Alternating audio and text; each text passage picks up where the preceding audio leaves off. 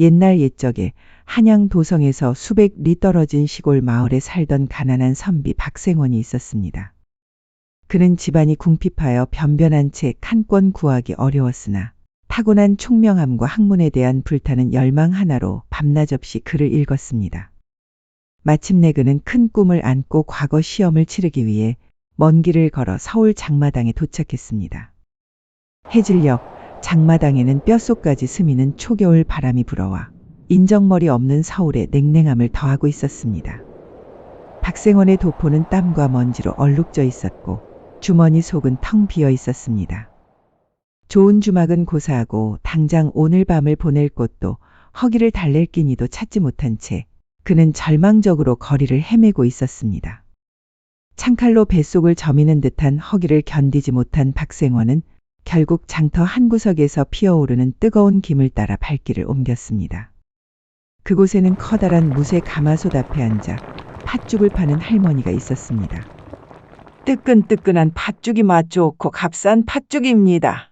이 차가운 날 따뜻한 팥죽 한 그릇으로 속을 달래야지요. 팥죽 장사 할미는 고단한 세월이 느껴지는 청승맞은 목소리였지만 그 속에 깊은 정감이 배어 있었습니다. 할머니, 여기 팥죽 한 그릇 주시오. 박생원은 가진 돈 전부를 털어 팥죽 한 그릇을 청했습니다. 그는 팥죽을 급히 후룩후룩 들이마셨습니다. 그 뜨거운 온기가 그의 몸뿐만 아니라 얼어붙었던 마음까지 녹이는 듯했습니다. 할미는 안쓰러운 눈빛으로 그를 지켜보더니 조심스럽게 물었습니다.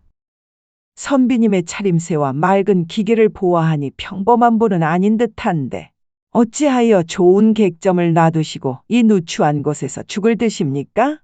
필시 딱한 사정이 있는 듯하여 이 할미가 궁금하여 여쭙습니다. 할미의 진심 어린 걱정에 박생원은 더 이상 숨길 수 없었습니다. 그는 숟가락을 내려놓고 고개를 숙이며 마침내 자신의 딱한 사정을 솔직하게 털어놓았습니다. 할머님, 사실을 말씀드리자면 소생은 먼 시골에서 어렵게 한양까지 올라온 유생이옵니다. 지난 3년간 오직 과거 급제의 꿈 하나만을 가슴에 품고 살아왔습니다만 선비는 목이 메이는 듯 잠시 말을 멈추더니 눈물을 머금고 이어 말했습니다. 저희 집은 대대로 가난하여 상경할 노잣돈조차 마련하기 어려웠습니다. 가진 것을 모두 팔아 겨우 여기까지 왔으나 며칠 머물 곳을 찾고 나니 이제는 단 한 푼의 돈도 남지 않았습니다. 허나 이대로 돌아갈 수는 없어 진종일거리를 헤매다가 할머님의 따뜻한 팥죽 연기를 보고 염치불구하고 찾아왔습니다. 박생원은 자신의 막막한 신세를 솔직하게 털어놓았습니다. 이야기를 들은 할미는 고개를 끄덕이더니 뜻밖에도 너털웃음을 터뜨렸습니다. 이 사람 저는 의지할 곳 없이 팥죽 장사로 겨우겨우 살아가는 외톨이 늙은이입니다. 이 누추한 초가를 꺼리지 않으신다면 우리 집에 와 머무시면서 동무도 해주시고 밤에는 도둑도 막아주시며 마음 편히 과거 볼 날을 기다리시는 것이 어떻겠습니까? 사람 사는 정이라는 것이 밥 한 그릇, 죽 한 그릇으로도 맺어지는 것이지요. 박생원은 팥죽 한 그릇의 소중한 인연과 할미의 깊은 은혜에 감격하여 눈물을 글썽였고 그 초가에 몸을 의탁하며 학문에 전념하게 되었습니다. 그러던 어느 날 밤 대학을 읽던 선비에게 문득 집중을 방해하는 소리가 들려왔습니다. 밖에서 정지문이 삐걱 열리는 소리와 함께 마치 청아한 옥구슬이 쟁반에 굴러가는 듯 고운 여인의 목소리가 들려왔습니다.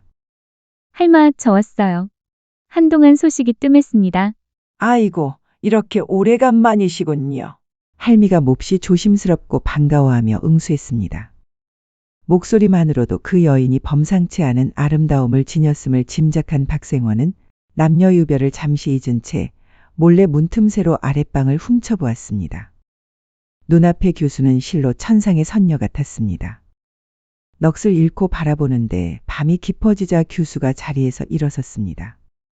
할멈, 난 이만 놀고 가겠습니다. 다음에 또 보고 싶으면 이 시간에 오겠습니다. 그 꽃다운 자태에 사로잡힌 박생원은 참지 못하고 밖으로 뛰어나가 종종 걸음을 놓는 여인의 앞을 가로막았습니다. 낭자, 저는 시골 선비 박생원입니다. 댁은 네 집 교수시며 고귀한 나이는 얼마나 되십니까? 교수는 침착하게 답했습니다. 하찮은 규중 처녀의 이름을 알아서 무엇하십니까? 소첩에 대해 정말 알고 싶으시면 나이만큼은 글귀로 알려드리겠습니다. 그리고는 해독이 필요한 재치 있는 시를 읊었습니다. 남산 유전변토와 북림소구조선비 로소이다. 박생원은 글귀를 풀이하여 그녀의 나이가 19임을 깨달았습니다. 그녀의 고아한 미모와 지혜에 완전히 사로잡힌 선비는 그녀야말로 자신의 천생배필임을 확신하며 밤새 잠을 이루지 못했습니다. 그날 이후 박생원의 마음은 오직 그 교수에게 사로잡혔습니다. 그는 책을 펼쳐들었으나 붓을 잡은 손이 떨리고 글줄은 흐릿했습니다. 나라의 동량이 될 대장부가 일개 여인 때문에 앞길을 망치겠느냐. 라고 수없이 자신을 꾸짖었으나 그녀의 환영은 호롱불빛처럼 아른거렸고 그녀의 목소리는 귓가에 끊임없이 맴돌았습니다. 첫 만남 이후 사흘이 지났을 무렵 교수는 약속대로 다시 할미의 초가를 찾아왔습니다. 박생원은 이번에는 함부로 그녀를 가로막지 않고 조용히 아랫방 문밖복도에 서 있었습니다. 교수는 문틈으로 보이는 선비의 파리해진 얼굴과 애타는 눈빛을 읽었습니다. 할미는 부엌에 앉아 두 젊은이의 정을 모르는 척 팥죽을 저었습니다. 교수는 문을 아주 작게 열고 박생원에게 낮은 목소리로 속삭였습니다. 선비님, 어찌하여 얼굴이 수척해지셨습니까? 부디 건강을 상하지 마시고 학문에 정진하셔야 합니다. 박생원은 차마방 안으로 들어가지 못하고 낮은 목소리로 간청했습니다. 낭자께서 찾아와 주실 때마다 제 마음은 천당과 지옥을 오갑니다. 낭자의 고운 자태가 자꾸 눈에 밟혀 이 몸이 상사병에 걸릴 지경입니다. 낭자, 단지 말벗이라도 되어주시면 안 되겠습니까? 낭자의 고고한 지혜를 잠시라도 나누는 것이 저에게는 100권의 책을 읽는 것보다 더 큰 깨달음이 될 듯합니다. 교수는 잠시 침묵하더니 미소를 머금었습니다. 선비님의 학문에 대한 열망을 막아서는 안 되겠지요. 좋습니다.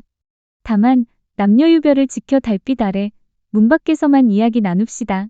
그날 밤부터 닷새 동안 박생원과 교수는 문을 사이에 두고 시를 읊고 경서의 구절을 논하며 깊은 대화를 나누었습니다.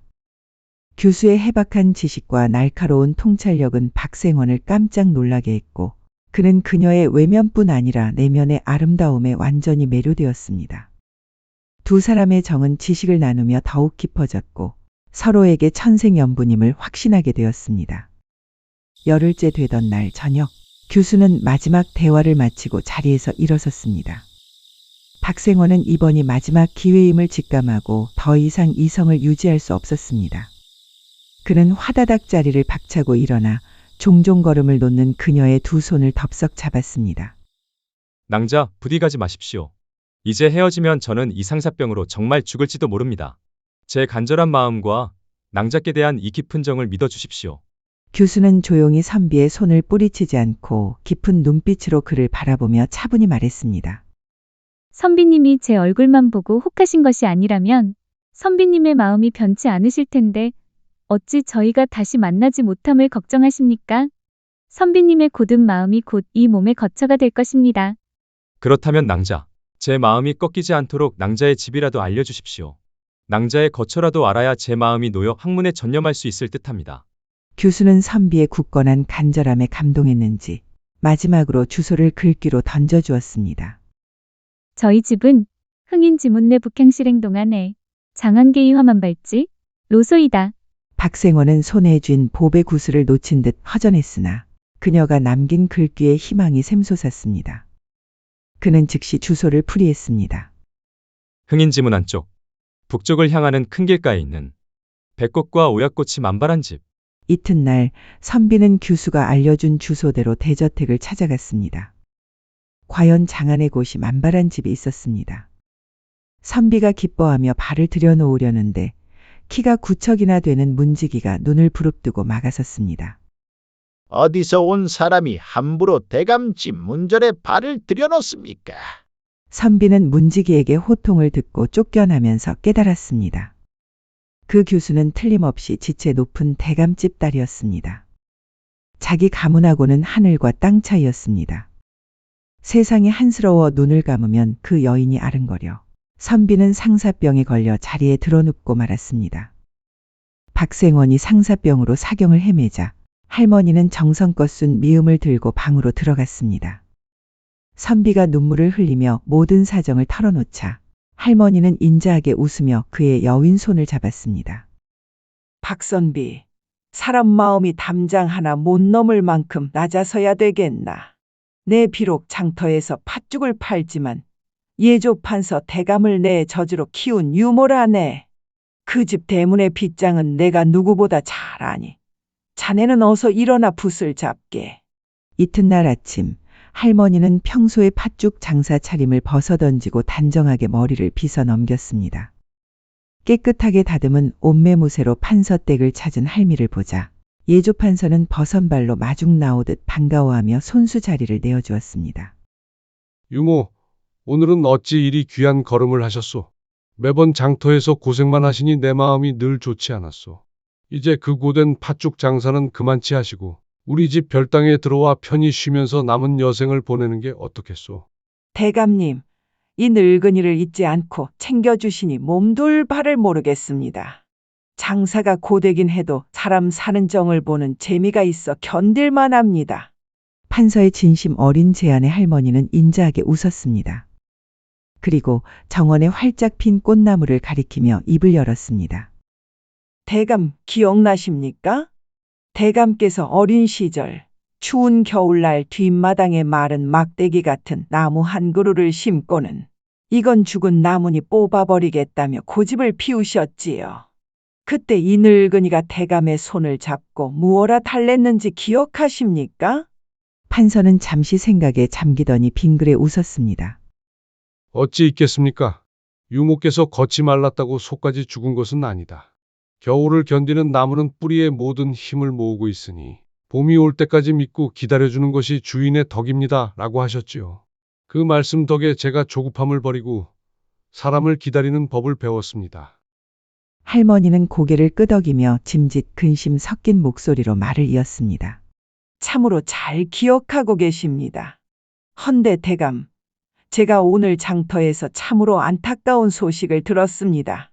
어느 대가집 주인이 있는데 자기 정원에 아주 귀한 꽃이가 날아와 싹을 틔웠답니다. 그런데 그 아비가 지금 당장 꽃이 피지 않았고 출신 모를 씨앗이라며 그 싹을 짓밟으려 한다니 이 얼마나 안타까운 일입니까? 대감 같으면 그 싹을 어찌하시겠습니까? 판서는 단호하게 대답했습니다. 그 아비가 참으로 식견이 좁구려. 꽃이가 어디서 날아왔든 그 싹이 대들보가 될 나무인지 향기로운 꽃이 될지 어찌 알고 밟는단 말이오. 마땅히 물을 주고 보살펴 꽃을 피우게 한 뒤에 판단하는 것이 옳지 않겠습니까? 대감, 참으로 인자하신 판결입니다. 실은 그 싹을 짓밟으려 하는 아비가 바로 대감이시고 모진 겨울을 견디며 대감댁 담장 밑에서 아씨를 향한 일념으로 시들어가는 씨앗이 바로 제 집에 머무는 박생원입니다. 대감께서 방금 꽃을 피우게 한 뒤에 판단하라 하셨으니 이제 그 말씀을 직접 실천하실 차례입니다. 그 선비가 아씨에 대한 염모로 목숨이 경각에 달렸으니 그를 대감의 댁 마당에서 지켜봐 주셔야 하지 않겠습니까? 허허, 유모. 역시 저를 가르치신 스승답습니다. 제가 제 입으로 생명을 살리고 꽃을 피우게 하라 하였으니 이제 와서 씨앗을 짓밟을 수는 없겠군요. 판서는 유모의 깊은 통찰에 탄복하며 딸을 불러 그 마음을 확인했습니다. 딸은 박선비는 이미 제 마음속에 큰 나무로 자랐습니다. 그가 쓰러지면 소첩 또한 시들 것입니다. 라며 눈물을 글썽였습니다. 판서는 결국 뜻을 꺾고 너털 웃음을 지으며 할머니에게 일렀습니다. 유모, 박선비가 과연 내 집안의 기둥이 될 제목인지 두고 보겠소. 그 꽃이 얼마나 향기로운지 온 장안에 증명해야 하니 장원 급제하여 어사화를 꽂고 당당히 이 문을 들어오라 이르시오. 그 전에는 결코 내 딸을 볼 수 없을 것이오. 이날부터 시골 선비는 굳은 마음을 먹고 주야가 따로 없이 글만 읽고 외웠습니다. 마침내 선비는 과거에 장원 급제하여 홍문관 직제학 벼슬을 받게 되었습니다. 팥죽 할미의 덕분에 시골 선비는 벼슬을 하고 대감의 꽃다운 따님과 백년 해로의 동방화촉을 밝히게 되었습니다. 박생원은 혼례를 치르기 전 장인인 판서 대감에게 절을 올린 뒤 곧바로 할미 앞에 무릎을 꿇었습니다. 할머님, 그때 그 장터에서 저에게 건네주신 것은 한 그릇의 팥죽이 아니라 소생의 목숨이자 꿈이었습니다.